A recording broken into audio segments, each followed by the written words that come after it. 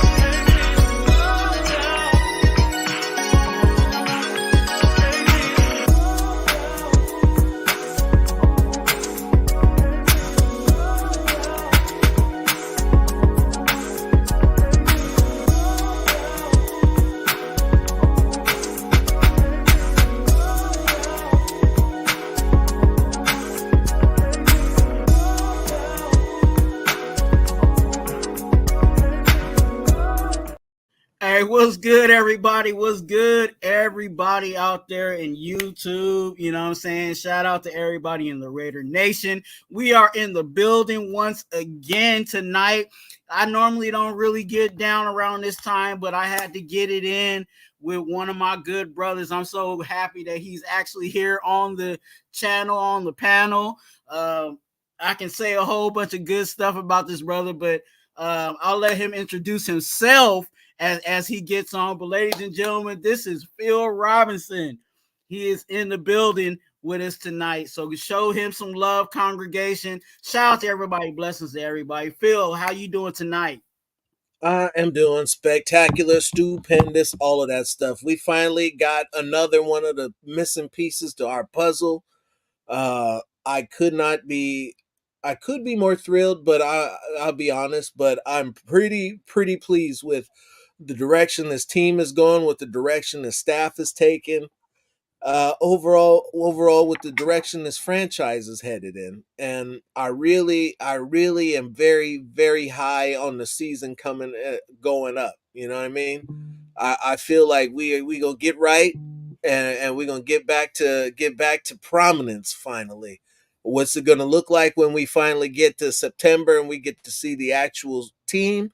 That remains to be seen, but for the direction that they're headed in right now, I am very, very optimistic, and I like what I'm seeing. Yeah, man. Tonight we look, we had it all set up thinking that, we're gonna talk about the Senior Bowl. You know what I'm saying? I had a whole bunch of slides and stuff ready to go to break that down, but when you get something like this, sometimes you just gotta pivot. You know what I'm saying? And turn it audible. And tonight, that's what we're gonna do. We're gonna talk a little bit about this breaking news that just hit our laps probably a couple of hours ago. That by sources of Adam Schefter, that Kliff Kingsbury is going to be our offensive coordinator. That is right. We actually have our offensive coordinator. So we have another piece to what we want to get done and accomplish. And I'll say this with that being said, that we're in a place where, we got the offensive coordinator, our defensive coordinator is there. Now they can say, hey, I want this guy. I like this guy. This is the guy that really fits my system. This is the guy that is going to work with what I got, cooking for the future. So I'm glad that we got those pieces. And I think even us for fans, knowing Kliff Kingsbury, and I know we'll talk a little more about it, there's certain things that he likes. There's certain things, certain players, certain, certain heights, certain sizes that, a player has to be, and particulars of each coach. So that's another thing, that when we see a player, okay, he fits that mold. So I'm excited. I'm excited for it. You guys in the chat, I'm gonna shout you guys out in a minute, but if you guys have any questions, definitely drop that in the chat. We are actually streaming on both channels, the Unfiltered Truth with Phil Robinson, and then over here with obviously Raider Twuan. So if you guys are on Raider Twuan, please take a moment to hop over to Unfiltered Truth, hit that subscribe button, hit the like button.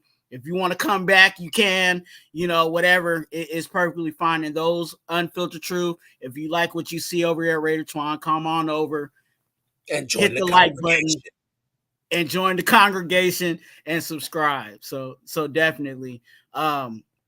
Let's so what sticks out to you, or what was the first thing that stuck out to you when you heard of the possibilities that Kliff Kingsbury was a possible candidate for offensive coordinator?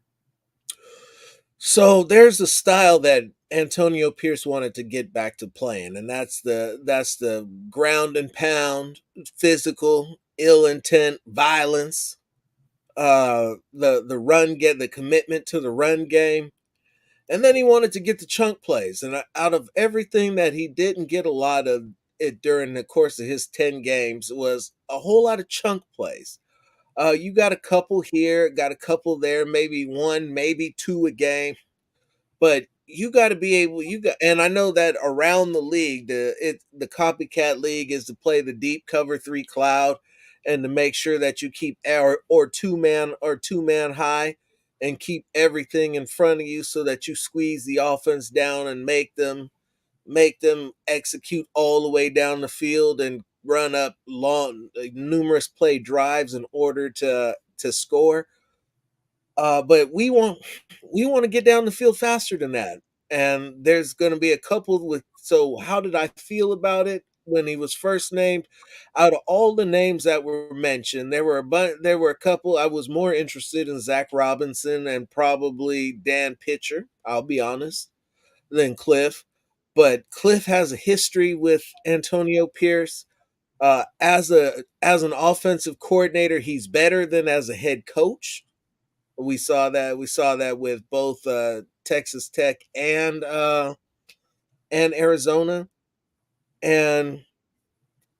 But with what I am most happy about is going to be his selection of quarterback for his offense moving forward, because the offense that you've seen him run and deploy, Aiden O'Connell don't have the feet for that. I hate to laugh at it, but that was kind of even what I was saying earlier, and I kind of alluded to it, was the whole when you bring in an offensive coordinator, there's certain things, and there's a certain make and model, if I could say it like that, of style of players that he wants at certain positions, and it's going to be interesting to see how Aiden O'Connell either adapts to it or adjust his style of play to fit what Kliff is putting out there. I'm not saying that Aiden O'Connell is going to be our starting ace or whatever, but I still also believe even in Kliff Kingsbury, in the sense of, if there was a situation where Aiden O'Connell had to go out there, I think Kliff is smart enough to say, okay, this is a set of plays that I know that you can run in this offense, and we're still going to be able to get things done. And that's where I think I was kind of happy in regards to us getting Kliff Kingsbury. It too was to what I've been saying for a while, and what you kind of alluded to at the same time was, being a head coach and an offensive coordinator at the same time, sometimes for certain people, we've seen it be successful for some, but we've seen it fail for others. And I think with Kliff, I think him as an offensive coordinator, I think that was where he's really good at. But him trying to balance being an offensive coordinator and a head coach was where he was struggling. Same thing I felt with Josh McDaniels. I think Josh McDaniels offensively as an offensive coordinator wasn't really that bad, but him trying to do that and be a head coach at the same time and try to do everything, and try to, like I said earlier, be an octopus and try to handle everything at the same time. That's where stuff started to fall through the cracks. But we don't have to worry about that with Kliff Kingsbury, because again, his job is not going to be the head coach. We already got a head coach. We just want you, when it's time to give the ball to the offense, we need to make sure you putting up 7. What you're going to get is a lot of creativity. Now, as I sat back and I thought about it, and as this is continuing to marinate and kicking it around as I'm listening to you talk and trying to make heads or tails of things, there's a way that you can have Aiden O'Connell execute this offense. You primarily going to need to keep him in the gun, pistol, or the diamond and pistol to run, gun spread to do his dirt that way. And you could conceivably keep him in the pocket and throw from there. It eliminates most of the quarterback footwork, a lot of the rollouts, but opens up the screen game, the smoke screens, and the underneath stuff to run a true spread. Does he have now? He has an arm. He's got an average NFL arm, which was better than Jimmy and Brian Hoyer. So that made him the best quarterback on the 2023 roster. But you would like to get a guy who can get that ball out a little further. And Kliff Kingsbury is going to demand some receivers that get up the field. You got our receiving core. It lives in the 4.5 to 4.6 area. And we got a couple guys who are running a 4.3. And that helps, but we need to get faster. That will help take the tops off defenses and help stop them from squeezing all the short stuff, which is the majority of what stops the offensive flow, because when they're sitting on the short stuff, they're also smothering the run game.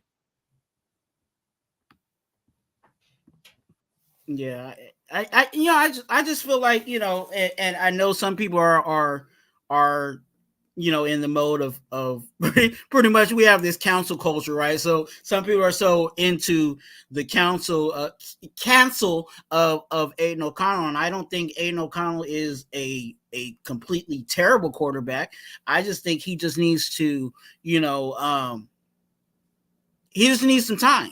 I think he needs time to figure it out, whether he's our backup, a career backup for us, and we get our starter, or he takes that leap and he took his bumps and bruises this year and may possibly take some type of rise, in the next season. But back to Kliff Kingsbury. Like I said, what I wanted at offense was somebody that I said it in a video that went somewhat viral for me, but I just said I want somebody that's better than Bo Hardegree. and the names that were coming out, they were better than Bo Hardegree. I don't think there was any other name that wasn't better than Bo Hardegree. And I think this offense isn't that bad. There's a couple of pieces that need to be addressed. And, that was a reason why I was kind of interested in looking at the Senior Bowl, because that's where you're able to get, start looking at some of these guys that we need to, positions of needs and stuff like that. But, with, I just feel like I think we got better no matter what. And with Kliff Kingsbury, I think all the things that we wanted in our offense, the forward thinking, the creative stuff, we shouldn't be lining up and like, oh, it's about to be a run. You know what I'm saying? Us as fans, like, oh, it's a run. There's going to be some times where we're like, oh, I didn't think, oh, wow, that tricked me. You know what I'm saying? I think that's the creative juices that we'll see out of Kliff Kingsbury, and I'm encouraged to, even like you said with Aiden O'Connell, even if he even is in the gun and we go to a spread, think about how dangerous our spread offense could be.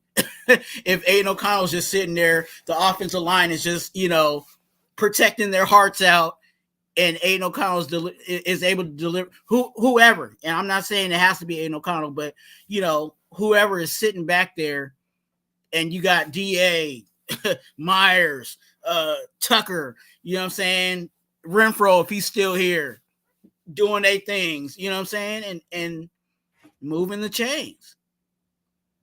So here, we'll try this out for me real quick, and we'll go down this, because while you were talking, I once again, I got to thinking about listening to what you were saying, and then thought about the best way to explain the differences in Josh McDaniels, Bo Hardigree-ish, the Earhart Perkins system, and the air raid West Coast hybrid that Kliff Kingsbury runs. And the way is this: Al Davis would always say the offense took what we didn't take what the defense gave us. We took what we wanted. Mm-hmm. The Earhart Perkins system is primarily dedicated to option routes, which means that the defense is always dictating what the offense does. If the defense throws any type of subterfuge out, disguises what they're doing, and your whole offense is predicated off keying what they're doing, and you make the improper reads, the entire offense is thrown off, because people are not where they're supposed to be. They're not running the correct routes. They're not getting open. All of that transpires into an unsuccessful offense. You heard Devontae Adams come out say that this was incredibly intricate, very detail oriented. It was very, very challenging and difficult. And you would have to, in order for you to master that system, you'd have to spend at least 10 to 15 years in it, which is why you saw how Tom Brady was able to elevate to the level that he was, because he's ran it for so long that he's recognized every single check, every single thing that the defense could possibly be doing to try to hide what it is that they're doing, because he's seen all the defensive coordinators come through and play against them multiple times over the course of his career, so you couldn't fool him. And so it didn't matter if the defense threw out subterfuge or not. He still knew what you were doing. And so that's how that particular system worked out so well for them, and why it doesn't work for the Raiders. Now, when you look at Kliff Kingsbury, it used to be that guy, he didn't put guys in motion until he got Rondale Moore. But they had a slew of fast receivers. They got up the field. They had a quarterback who would move in the pocket. You had two running backs that were pretty legit, that were getting up the field, getting downhill, and making an impact on the ground and through the air. You saw a lot of unique and different looks and different sets and different deployment of the receivers and whatnot. And a lot of what we complained about was the lack of creativity in the offense. And we said it lacked creativity because the whole offense was predicated off what the defense was showing them and what the defense was doing. We're going to throw all of that shit to the side, just throw it out, and we're going to just start doing what we're going to do on offense, and we're going to make the defenses adjust to us. And when they adjust to what it is that we're doing in the moment that's being successful, and you turn around and hit them with something else. Show them exactly what it is that's been working, and pull it, throw it, pull it, run it, do a bunch of different other things. Basically, your play calling will set itself up for further down the road in the game or in the season. And you know what, as you're talking, we're bouncing things off of each other, just kind of like rolling. And I'm even more encouraged because I'm just thinking about this past season of how well our defense was playing and how many times we were in, short fields, you know what I'm saying? And it was just like, okay, we should be getting points right here. And we didn't. There was times where it's like, man, we got the ball at their 40. All we gotta do is at least get one more first down, and that should be almost a guaranteed at least 3. And we weren't able to do those things. So if we can even get just over that little hurdle, or that little line, I think we'll be even better. And like I said, I'm as I'm trying to marinate on this and see how, envision how it really plays out. I don't know about you, but and you guys in the panel, you guys in the chat, man, I'm getting even more more excited to really see how, how DA gets involved. You know what I'm saying? How just looking at all the pieces we got, because we got, like I said, we got pieces. It's not like, it's not like we ain't, it's Kliff Kingsbury ain't just coming into some bare scrapings. You know what I'm saying? I think we got some pieces he can really work with. So like I said, I'm excited about it. You guys in the chat, hey, I want to give you guys a shout out. We're going on 2 different channels. Make sure you guys are clicking the like button, and if you guys have not, go ahead and subscribe to Unfiltered Truth. And also here at Raider Twuan, shout out to Raider Paul. Auntie Six is in the building. Let's see who else is in the building. D Menace, Linnell. Who else has been up here? I see Milka Beezy. Best name on YouTube. With JP. Rich, Cool Kev, I seen you too. Queen was happening. Q, EG. Andrew, you're right. Caleb does want to be a Raider. He's made that very, very obvious, and we'll see what could happen now that you have his offensive coordinator here. Things can turn and go in many different directions. I'm not going to speculate because it's still far too early in the offseason for that. But to what you had said earlier, Twuan, about what could you do with DA, think DeAndre Hopkins. You could run DA like DeAndre Hopkins. You could use Trey Tucker as Rondale Moore. And then you could use Jacoby Myers as the other receiver. There's a lot you can do. I don't anticipate that Hunter Renfrow is going to be here. It makes far more sense for the Raiders to cut him than to keep him financially. Question on that, and I know this is a little sidebar to that, but same thing with Jimmy G. What are your thoughts on Jimmy G? He won't be here by mid-March.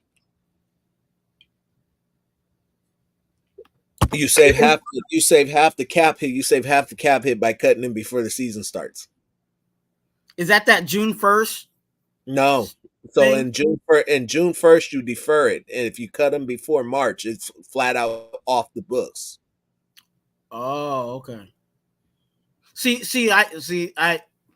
I'm still trying to learn all the the timings of June 1st and all of that. So what you do with the June 1st, what you do is you get to split the cap hit. You'll take half the cap hit for that year, and it'll count against the books that year, and then the other half will count next year. Okay, got it. So it's almost like you can kind of defer it to. Yeah, that's the post June 1st cut. If you cut before the season starts, what that means is you have a roster bonus that kicks in once the league year begins. So if you're not on the roster by that point in time, you don't get that money. Got it.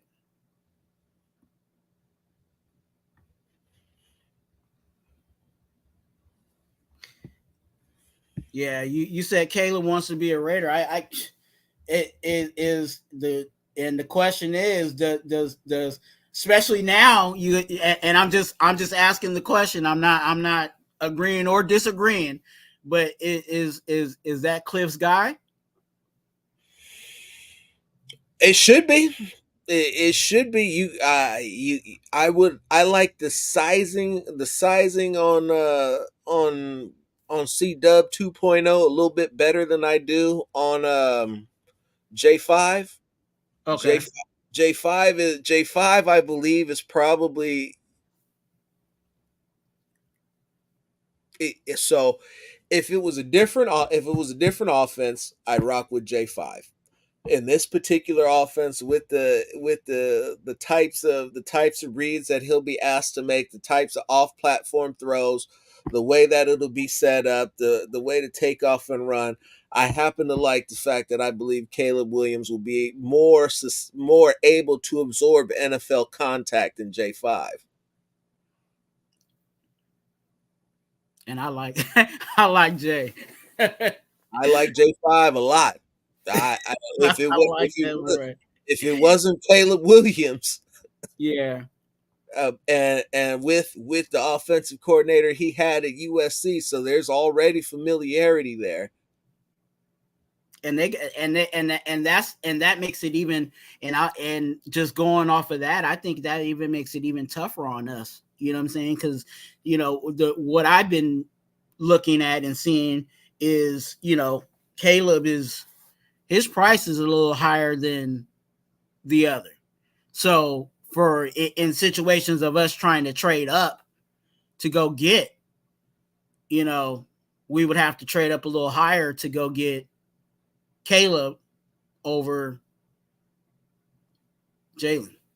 If you're gonna do it, you gotta reach down, take the hands right here, just reach straight down, grab both of your testicles, and just fucking do it. Hey, we got to do it at some point, right? You gotta You know, reach down there, grab your balls, and just fucking do it. and you know what? Gordon said it best. Raiders need to finally take that risk, say fuck them picks, and go get your guy. If it's gonna be Caleb, then it's Caleb. If it's gonna be J5, it's J5. If you're gonna run up there and go get Penix, I think you might be able to get him at 13, but then get Penix. But this we're gonna wait to we're gonna wait to the fourth, fifth round to draft some dude that nobody's ever heard of because he's pretty solid in the technical aspects. I mean, it'll work. It'll work for a while. The reality is that you have a quarterback back there who's a monument. People laughed at me when I said it. Now when they go back and look, are you laughing now? Once that man gets to the top of his drop, that's where he's staying. He don't have the speed to get outside the tackle box to throw the damn ball away. I saw that a couple times and was like, I can't believe that this man can't get outside the tackle box. He can't climb the pocket. Running, take off and run? I watched him run one time. It took him about a weekend to get 6 yards. True. But yeah, I was talking, and we were having this conversation. I swear, like I had this conversation a couple of hours ago with my boy SC from the SC Raider Talk. Huh?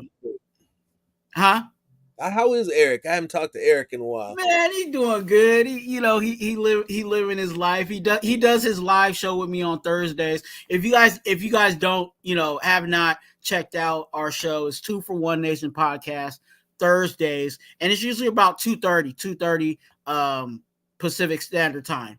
And then you can do the math on the Eastern because I ain't gonna do it right now. But anyway, he's doing good. He's doing good. But me and him were having a conversation, and we were just talking about like is it time for us to actually go ahead and are we gonna be mad if they don't go get that quarterback?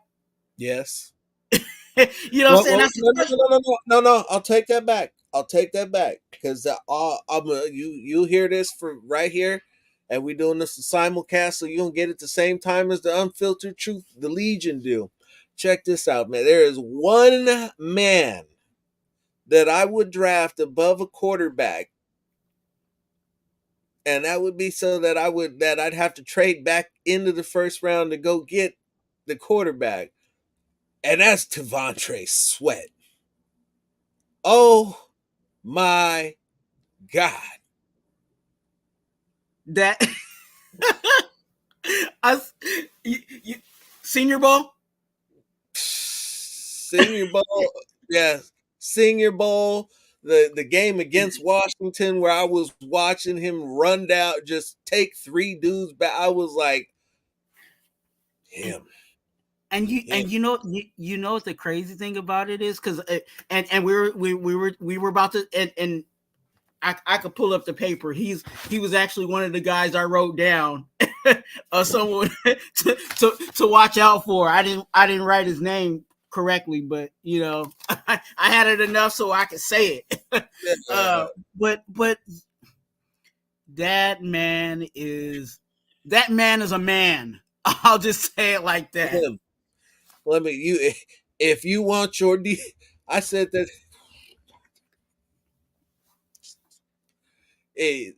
every listen, the only issue that I'd have with him is endurance and of availability. That's the only questions that I have about his game. That man. I see, but certain things like that, I feel like you can work around that. If you got a good D line coach, he's gonna line up. Okay, I need you for third down, so I'm gonna have you sit this one, or you know what I'm saying, or I'm gonna need you deploy when you need to deploy, and I think that would be, we've been also asking for that. Like we've been wanting a force in the middle of our D line, and the way that he was just moving the line of scrimmage, like it's a good situation. And I'll say this: I don't think his pass rush is completely is completely there, even as we speak. But what he has now, that could work until he figures out the extra moves. I've seen him run a couple moves, and for a guy his size, the one move that he had that actually really had me like, yo, that was crazy, was how smooth his swim move was. At that size, He got a nice little swim move and a nice little and hit at that side. His push pull is bar none, bar none. Said it for the amount that for the commitment that you have to put your body through in order to anchor yourself to stop a man that big, for him to give you that punch and then pull you and toss you to the side, your whole momentum, everything, your whole coil and spring has been going to make sure that you push back against him, and to take that and just redirect it. He swam past one dude and it was so smooth. I was like, bro, I feel sorry for the quarterback, because that man hiked the ball, and then all of a sudden this mountain of darkness is right. That man looked like he ate Ricky Williams, bro. hey, and Huge. The type of dude that you just stand there and you just look at him like, God damn, your ass is big. yeah, it's one of those ones that like he could be standing amongst everybody else, you know what I'm saying, all the other D linemen, and you could pick him out clearly, like that's Him. you must be Sweat. Yeah, him. Yeah. You must be Sweat. You know what I'm saying? And I eventually I'm gonna have to I'm gonna have to put that on the bucket list. I'm gonna have to take a trip to the Senior Bowl, because again, the Senior Bowl is a public event. Like it's open to the public. So pay for that. huh? You want access, you're gonna have to pay. Well, I'm gonna have to pay, because I actually want to say that I've been there. You gonna have to pay. Yeah. Because the stands is pretty much empty and you want to see the practice, not the games. and Yeah. you won't get access to the practice. The practice will be is far better to watch than the games. You'll get the one-on-ones, you'll get some repeats, you'll get to see the offense and the defense, the 7-on-7s, the lineman versus lineman. It's much better to watch the practice than the game. Yeah. The I game is where you just kind of see who's able to take the game plan, a different game plan, and how seamlessly, how quickly they can be put into a situation in a position where there's nothing comfortable about it, nothing familiar about it, and you have to establish yourself, learn what it is that you're doing, and then be able to communicate that to all your teammates and get it going inside of 3 practices. 6 hours of continuity. Yeah. And that's why, that's why I posed the question, because, like you said, if like you said, we get sweat. Say if, and I'm not saying they got to be exactly at 13, but say we trade down or whatever, and we end up getting sweat or whatever because for some reason the way things are going, we can't either. Because there's been situations when we talked about it in years where we've tried to move and they weren't trying to deal with us, or they weren't trying to trade with us, or whatever the situation is. So there might be a situation where we might get played out of getting a quarterback. So what do you do from there? We still got to get D-line. We still got to get offensive line. We still, what I'm saying? There's still needs that need to be addressed, whether in the draft or in free agency. So what are we going to be mad if we leave the draft and we get all the other stuff? We get the D tackle, we get the offensive line, we get the corner, we get all of that, but we just did not get the quarterback. You know what I'm saying? Like the court, like a starting competition with Aiden O'Connell type of quarterback, not quarterback from St. Mary's. You know what I'm saying? 7th round, 6th round. I'm talking about some real competition in here. You know what I'm saying? Type of quarterback. Well, Dorian said it best. It's the last comment. We're gonna be livid. That much is a start. That much is a given right off the rip. I'll be in that camp. Well, hold on, let me walk that back. If they pull off T'Vondre Sweat, then whatever they do in the second round better be going to get a quarterback. Now there's some guys that you can look at to see if maybe they dropped into the second round, and then there's some guys that you need to go ahead and let drop a couple more rounds before they get selected. I'm of the personal mind that we need to go get our quarterback. You can't do it doesn't matter what you do. You can say that you're going to build up the run game. You're gonna have the world's greatest defense, but if you don't have a quarterback that can score, that can manage the game, that can make something happen when the play breaks down, you have nothing. It does not matter how good your pieces are around you, as you've seen with the 2023 Raiders. If you don't have the right guy under center, calling the plays and distributing the ball to everybody when they're open, it's not going to work. Yeah. So what? And we're all speaking hypotheticals. I think it's even better now since we kind of know who the offensive coordinator is. Do you think any of the later guys, and I'm just dropping names that I think maybe down the line, outside of kind of the first round, like of the Penix, the Bows, the McCarthy. Do you think any of those would fit what Kliff is cooking? You're too so scary enough. A guy who probably could run a system like Cliff's is going to be actually. I'm not even going to say that because I just simply don't want to. I'm not putting that out in the universe. Is going to be so. We'll swap up, and the guy that initially came to mind was probably Joe Milton.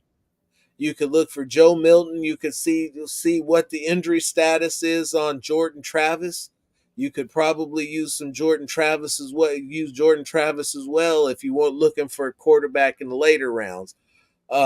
I obviously, like I said earlier, I happen to like Michael Penix's game a lot. Could Kingsbury work with Fields? Absolutely, absolutely, he could. That Kingsbury system is kind of similar to what they did at Ohio State with Fields. Yeah. I it was, at this point, I think that might be a. That It would be depends. so here's the thing with Fields, and I thought about this a couple different ways, and this is probably the most simplistic way to look at it that makes sense. If the Bears trade Justin Fields, they get a rookie quarterback that's supposed to be a generational talent but still has never taken an NFL snap, has never played against an NFL defense, and has never scored an NFL touchdown. That still counts for something, no matter how good you think Caleb Williams will be, and I think he should be very good, especially with Shane Waldron as the offensive coordinator.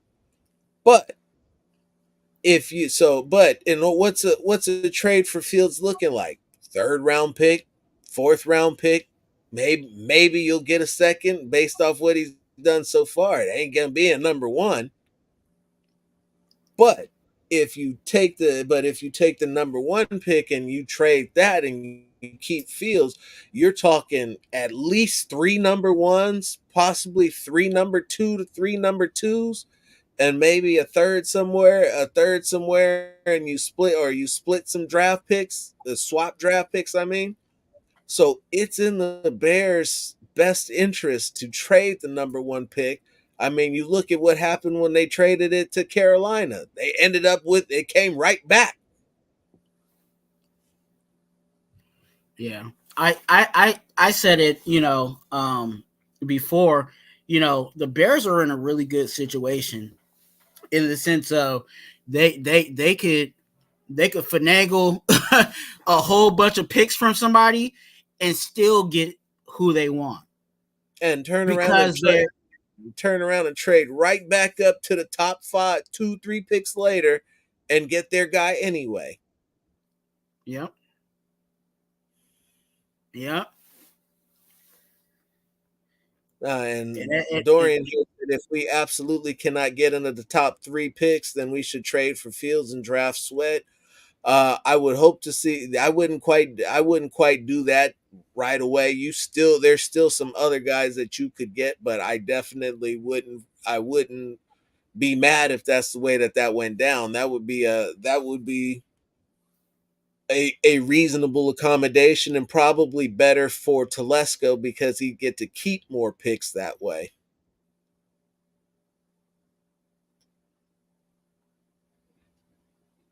yeah.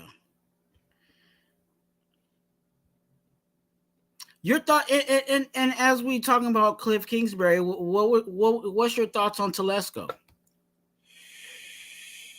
Telesco's hit on roughly about, and this is loose math. I didn't really add them all up and do the division properly, but Um, rough estimate is he's hit on 80% of his number one on his first round draft picks, and I want to say above 60% on the second round draft picks, and then it starts getting a little wonky the further and further you get away from top talent. The Chargers' problem has never been was the roster talented enough. Their problem was could they stay healthy?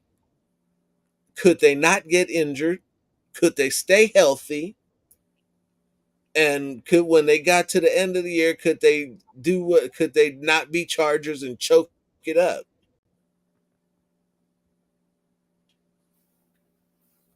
Shout out to JT.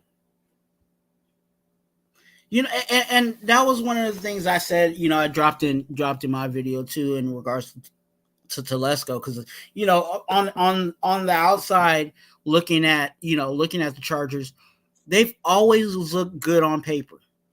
Great. Like, you look at them and if you really want to point to a team that's probably been the most underperforming team over the course of the last 10 years, without a doubt, it would be the Chargers. They've consistently sent at least 4 or 5 guys to the Pro Bowl for the last 10 years and haven't won a single division title or a playoff game. And that doesn't fall on the GM. That's not his deal. Yeah. I brought the groceries. I didn't tell you to burn it up in the kitchen. Yeah. And that's what I'm encouraged about. Even with Telesco, he's really good on the drafting the top end of drafts. And what have we been not good at? Is drafting well on the top end of drafts. So, because you look at it because I'll say you go back to the last 10 years of Raider drafts, and you look at the first round draft picks, instead of the situation he currently finds himself in, Henry Ruggs turns into Tyreek Hill-ish. So Damon Arnett becomes a lockdown corner. Garyon Conley was another lockdown corner. Your safety, Jonathan Abram, was a quality safety. Maybe you have a dud here, a dud there. All the linemen that you drafted, baller, said Alex Leatherwood was all you hoped he would be. Now you got Colt Miller, Alex Leatherwood. You got bookend tackles. That one round alone, that one round alone makes all the difference in the world, because your first round pick is supposed to be a home run. Yeah, we've been failing a lot in that Miserably. You said that a lot. effort. I don't say. We've been failing miserably. Oh. Since 2018, your first round picks, you've had 2 first round picks that have stuck since 2018. Josh Jacobs and Colton Miller. Everybody else, Tyree Wilson has shown promise. He's not a bust. I'm not going to put that on him. I actually am very much interested to see what they put together with him and moving forward. And as we were talking about T'Vondre Sweat, I was thinking you got a defensive line of T'Vondre Sweat, Tyree Wilson at the tackles, Max out and Malcolm out wide. That's a defensive line I would hate to see get after the passer or do anything. That's a bad group of boys right there. But aside from that, all your other picks have been washes. To Cleve Farrell, Damon Arnett, Henry Ruggs. Who else? Every time someone says Ruggs, man, I'm like, man. You shake your head at it like, man. Because it was like it's almost like a like a light bulb. You know how sometimes the light bulb it shines its brightest before it goes out. Like I felt like Ruggs was like right. He was really about, like, he did that last flash before it went out, and I'm like, God, he definitely, man, if he was still playing, like, yeah. He would be fast, about the same, little bigger than Tucker, maybe not quite as strong, but faster. And I really thought that the key to him was route running, and the way that they would be. I think he got to wait till 2026 to get out on good behavior, is what I saw last, but I could be wrong. But the route running and using his speed to break away from people instead of just trying to burn past them in straight lines. Just Mm. little tweaks to his game that would have made all the difference in the world for him moving forward. Like said with Arnett, like you say, all of those guys were guys that could have been had we hit on them drastically shaped the difference in our football team. Max and Klee get as good at the same time together. What are we doing? Now we're in a completely different stratosphere.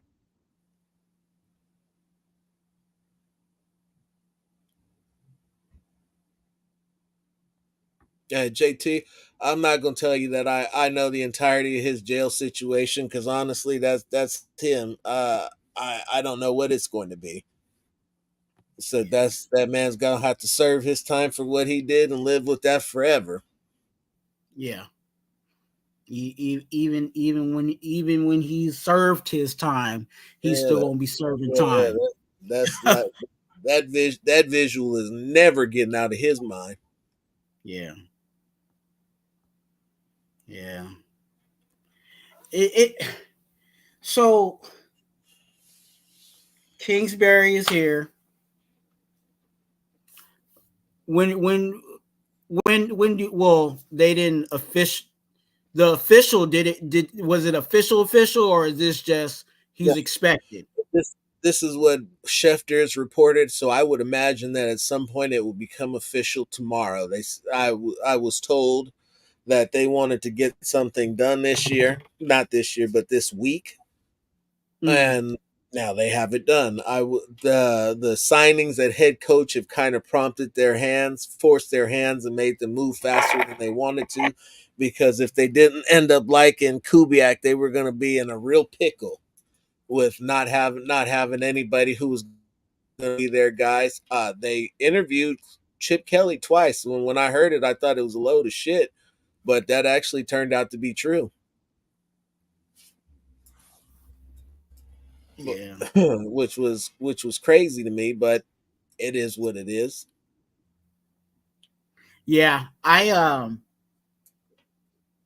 We kind of got a double hit today um in regards to Kingsbury and then the news of Marvin Lewis, being the assistant head coach.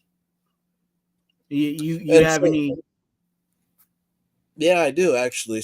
Marvin Lewis was one of the guys that AP has been leaning on for his mentorship. Him and Tom Coughlin. mm, Now, Marvin, both of those gentlemen, they were announced when he got the job that they were going to have some role for the team, but the role wasn't clearly defined. Marvin Lewis's role is clearly defined now. Assistant head coach. Whatever happened with that defense, you got a lot of guys that know defense in the building right now. So you've got Patrick Graham, the current defensive coordinator. You have Marvin Lewis, who has probably been the coordinator for the greatest defense in the history of the league. Then you got AP, who was a defensive coordinator at Arizona, where he was being mentored by Lewis there. So you've got guys that know defense, and that is going to only continue to help this defense grow and get better. Not only that, but you probably have guys who are exemplary at every level. mm-hmm. That's And oh, go ahead. I was gonna say, you at every level in terms of your coaching staff. Rob Leonard on the defensive line. The defensive line was night and day compared to what they were last year under Frank Oakham. The linebacker coaches, where you would have Marvin Lewis and Antonio Pierce working their magic. Then the defensive backs, which is Patrick Graham's alignments and the things that he does, the deceptions, the switching, the concepts and whatnot. So you've got elite coaches at every level of your defense. Then you flip over to the offense. Okay, now you've got a quality offensive coordinator. You've got a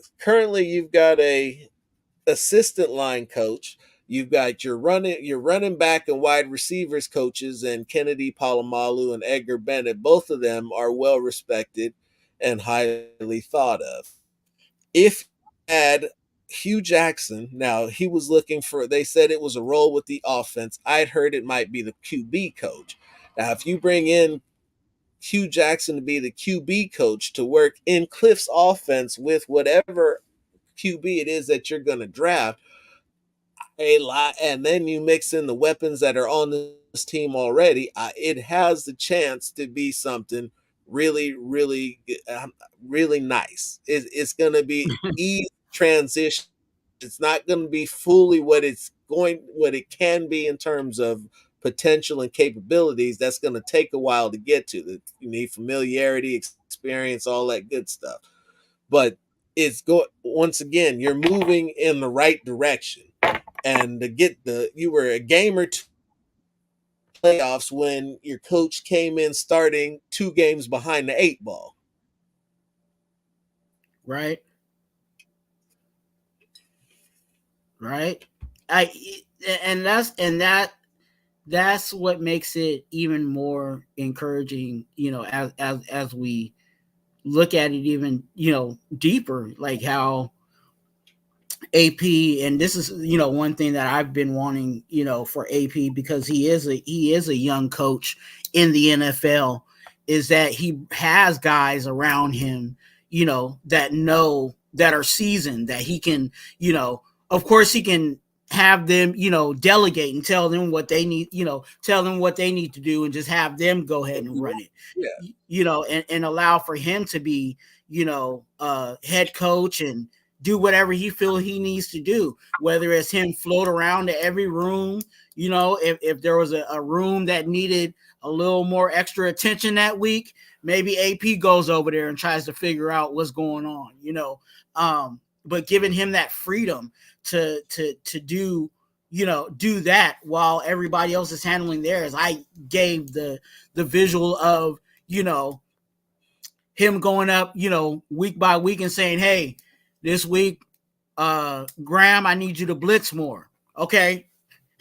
We blitzing.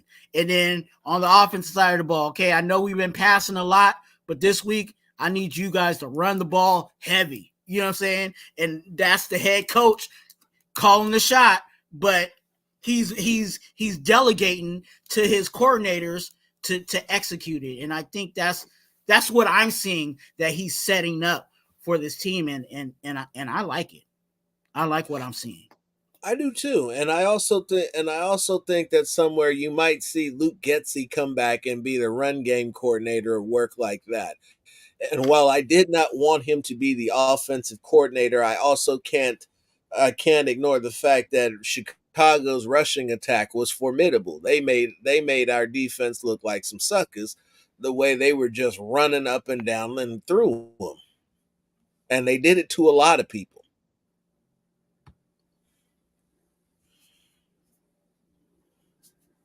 Free agency is going to cost you a lot of money, Omar. That's the one, and you're not going to, until we see the full free agency list. Right now,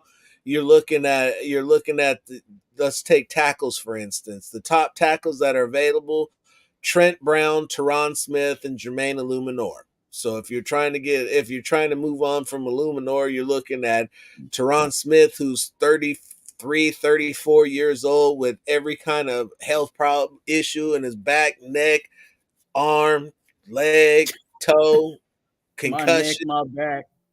Kids are getting on his nerves. Every type of issue you could think of, or you could be looking at Trent Brown. And we know what Trent Brown does when he comes over here. Especially when he gets paid. I seen him pose so much by the Gatorade cooler that it ain't funny. I'm just saying. I hated the who was it? Was a Hard Knocks. Like, it seemed like every time they pan to Trent Brown, he was right next to the Gatorade. or the snack machine, always eating. So yeah, I think we need to. I think we really need to be aggressive as much as we can in this draft to get what we need. I think even back to talking about the Senior Bowl, I think there was a lot of you know linemen, D line and O line that we can definitely take a good look at to help us with our roster. So offensive lineman, what I've seen so far, there's a Jackson Powers Johnson, the center from Oregon. There Yeah. was also Bertolini, the center from Wisconsin that I like. The real Mm. between Powers Johnson, the other center that I liked the most was Hayes coming out, Christian Hayes coming out of UConn. Mm. That boy was nice. I was Mm. very pleased with what I seen out of him. The tackles, actually Blaze from Maryland was one. They were talking up the other Oos brother, Talis Fuaga, I believe was his name. Yeah. Um, I mean, he was all right.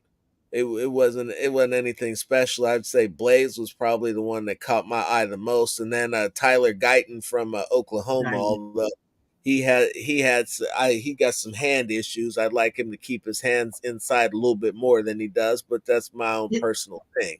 Is he like 6'7", 6'8", or something like that? I thought he was 6'5". He might be that big. He might be that big. I'd have to pull up the stats. One I don't know. one of them was like 6'7", 6'8". He was I think he that looked like was he was like a Trent Brown type of. yeah. I thought that was Fuaga, but I could be wrong. Okay. But yeah, but Blaze was huge too. Blaze was huge, but and so that was pretty much what I saw in terms of the line for offense. Now, wide receivers, corners, safeties, you got quite a few linebackers, Cedric Gray, Jackson Sermon, um and a couple of other guys that I saw that were pretty good. Yeah, Uh he's 6'7", 328. okay. Well, that's a good size. The guy that I've been looking at is Johnny Wilson Jr. Need me a 6'7" wide receiver.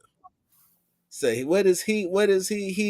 He's taller than DK, probably about as fast, nowhere near as big, nowhere near as thick. But he's a better route runner.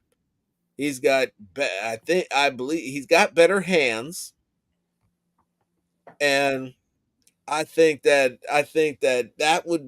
could be another one of those mismatches that other teams just can't get with. You need something like that on your team.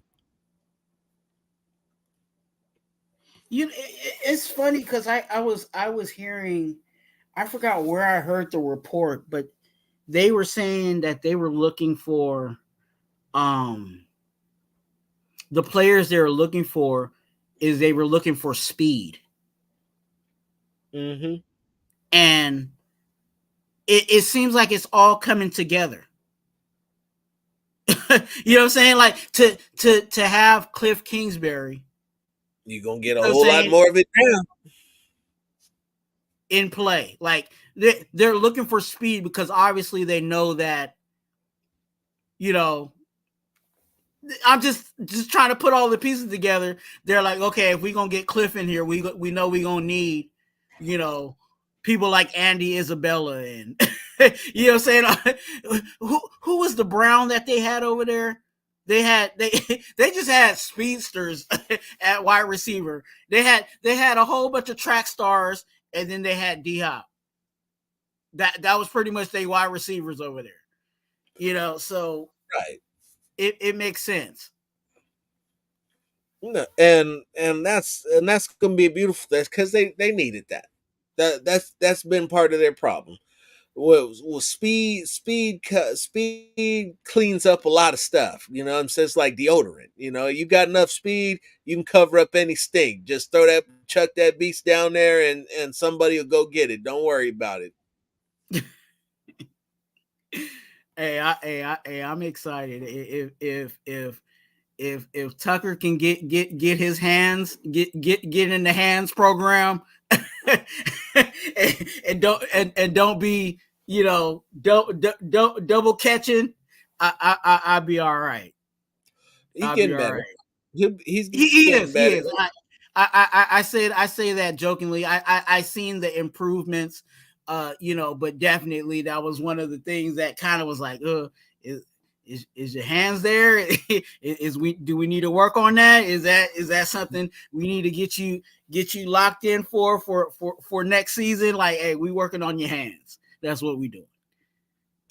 Yeah, for sure. And his route running got tremendously better, and watching him work his way back to the side, that's the type of stuff that's really going to take him over the top. It's not so much as the top end speed, but working back to the quarterback and getting himself in spaces underneath, so that when he finally turns around, he's got room to work.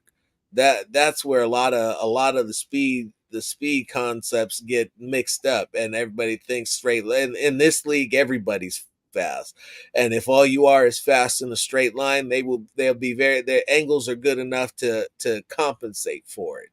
So you're not going to necessarily beat guys in straight on speed races time and time again. You're going to have to pick your spots with that. But clearing out spaces and getting deep overs on rollouts and whatnot. There's been a lot of play action bootlegs that you didn't get a chance to see simply because you didn't have the right person at the position to execute that. I fully expect that to be rectified by the time the season starts. Yeah. Yeah, I think we'll get the pieces. I think our you know, our GM that we got, I think he's going to work well. I think even still having champ around is definitely going to help too, especially on the back end of, you know, players maybe in the deeper sections of the draft. You know, I think champ is really strong at that. So if you know, Telesco kind of lets the assistant assist him in that, I think we can get the best of both worlds. Yeah, absolutely. And I think who had asked this to me? Jerome had asked, "What will our both of your opinions be on what will be our biggest offseason move?" Now knowing most of the coaching staff, you just answered the question right in itself. The biggest offseason move will be the coaching staff. So the players that we have already are fine. They're good. You're looking to tweak, you're looking to add. You're not looking to completely replace, rebuild, gut out, and start over. So you're already ahead of schedule with what you have. You're gonna need to bring back Josh if well now that here's where it gets interesting because Telesco didn't bring back his own guy and pay his own guy, so is he gonna pay Josh? AP is going to pound the table. Uh, I'm sure that Josh and his agent will want to pound the table to come back, but it's going to be a question of money and years. You've seen what it is that Zeus was able to do in his absence, which was admirable. Is it going to be Is that what you're going to expect moving forward? Um, it it would be nice.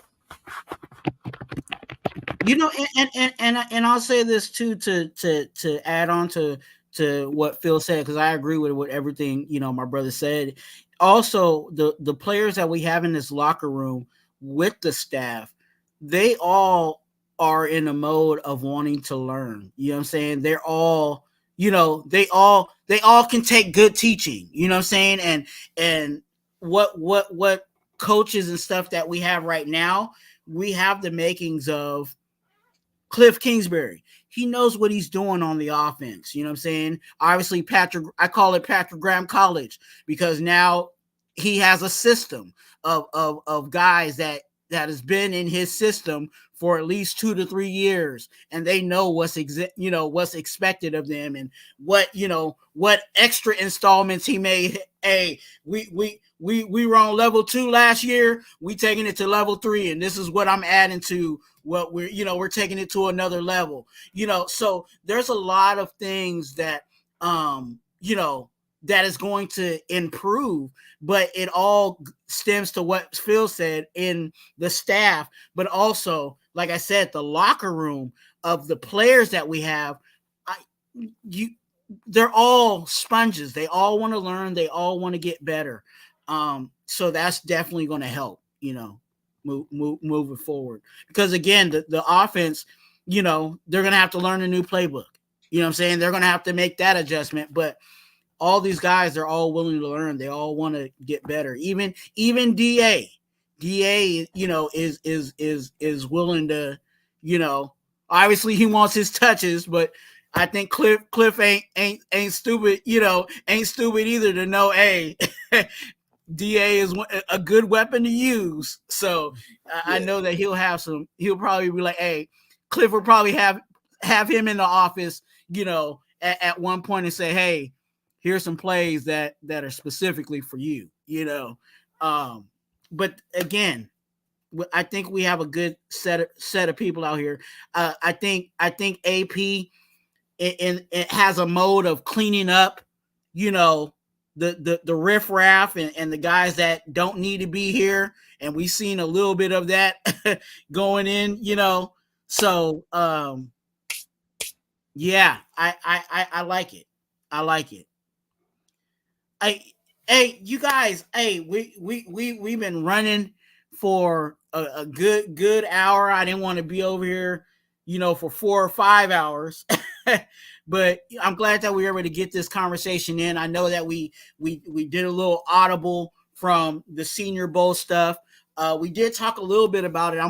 I'll probably do a whole nother live, a little bit about the Senior Bowl, but we definitely needed to talk about this new stuff of Marvin Lewis, and then also our offensive coordinator hasn't put put the pen to paper yet officially, but it seems like everything's leading towards Kliff Kingsbury being our offensive coordinator. So, Phil, don't forget about Hugh Jackson coming in to be the QB coach. Yes, they said that he interviewed for an offensive position but didn't say what it was. But the fact that he's here doing that, and he didn't get the OC position, and they still brought him in anyway, shows me that they're truly dedicating themselves to having a top-notch staff, and I can't be more thrilled about that. Absolutely. So, hey, Phil, let them know everything that they need to know. Let them know what you got going on, all of that good stuff, man. Phil Robinson, the Unfiltered Truth podcast host, the AP Cast podcast host, Raider Ramble writer, columnist, blogger, all of that, freelance writer, all of it. I haven't started right now that once Kingsbury's announced, I'll probably start putting together an article for that. We sat here and we've gone over probably what was the most important topic of the week. And so, and since we're simulcasting, the good news is I don't have to do another show about it, but I'll probably end up doing something either tomorrow or this weekend. Maybe join my boy Rich on the After Dark show. Sounds good. Hey Phil, I definitely appreciate you, man. We're gonna have to do this again. You definitely are. No, the next time I do a show with you, I want to be on Yes Sir Outdoors. That's the next show that I want to do with you. I don't want to do this no more. I want to do Yes Sir Outdoors. I want to be somewhere on the lake with the pole out, pulling some catfish out the water. Hey, for real, we're gonna have to do that. I actually have something kind of brewing, but I gotta I gotta put my ducks in a row before I put it out there. But stay tuned because I definitely want to do something. I got a good idea, so I'm gonna hit you. I'll definitely let you know when that time comes. Probably closer to the warmer time of Right. the year. Yeah, and we're trying to go out there and freeze. we ain't trying to freeze our butts off trying to catch a catfish. Yeah. But anyway, you definitely family in more ways than one, and definitely I thank you for coming on, you guys. Congregation, definitely Unfiltered Truth is a place that you can go get some good stuff. Go ahead and check out Phil Robinson and Phil Jones and his whole team over there. They really get it in over there. And those that are on Unfiltered Truth, come on over, check out Raider Twuan. We ain't too bad over here. Get down over here too. Yeah, so definitely do that. I want to tell you guys, if you guys need prayer for you or your family members, hit me up on IG at Twuan, TWUAN. It's right there, TWUAN. That is my IG. Send me a DM. Let me know what's going on with you, and I will be in touch with you regarding whatever's going on in your life. Here at Raider Twuan, we are advocates for being an organ donor. If you want that information, it's always in the link of my description of all my videos. So if you want to go into the description of my videos, you'll see the link on how to be an organ donor. Any last words, Phil? We are, without a doubt, headed for some very exciting times. It's going to be I don't even really think it's going to be stressful.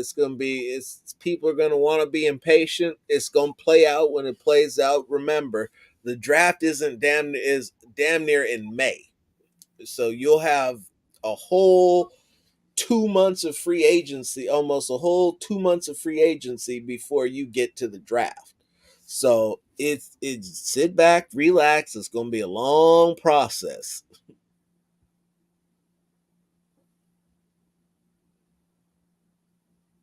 Okay, shoot. I got Western New York is cool. So when people start asking me to go out to the Great Lakes in Minnesota and all those places like that with the mutant fish that look like snakes with feet, and it's crazy. hey, I'm always down.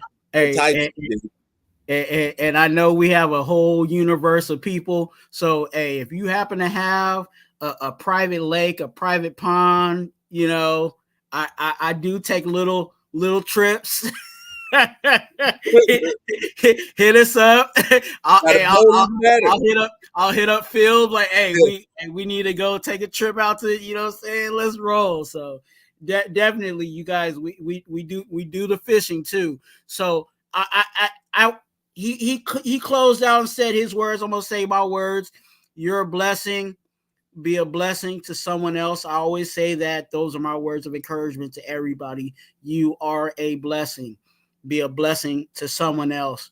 And thank you all that have listened, all that have been on. And let's go, Raiders.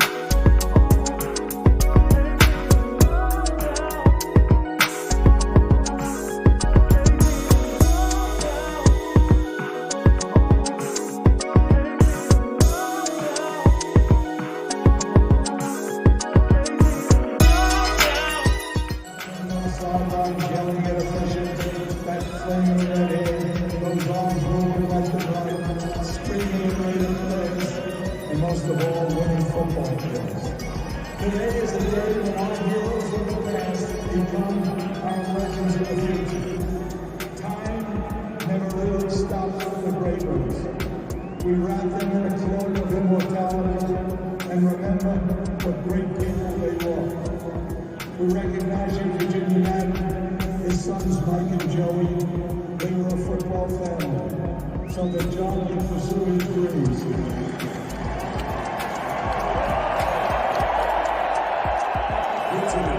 Tonight the 12th and a tribute to John Madden and Al Jacobs, who declared that the fire that burns the brightest in the Raiders organization is the will to win. Ladies and gentlemen, the Madden family.